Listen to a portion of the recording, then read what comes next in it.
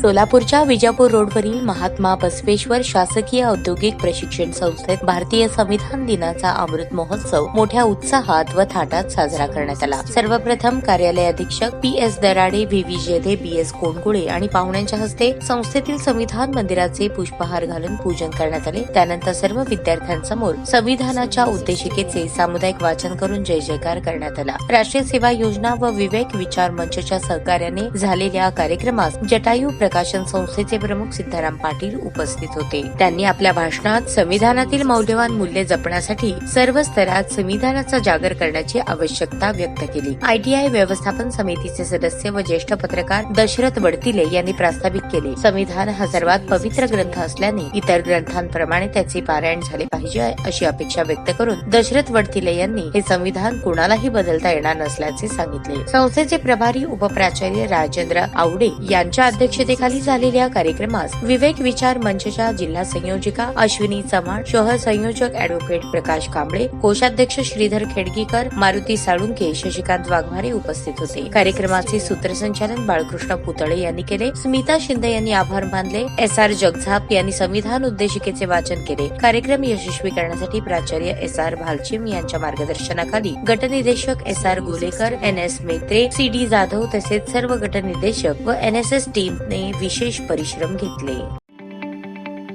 ताज्या बातम्या पाहण्यासाठी प्राईम महाराष्ट्र न्यूज चॅनलला सबस्क्राईब करा।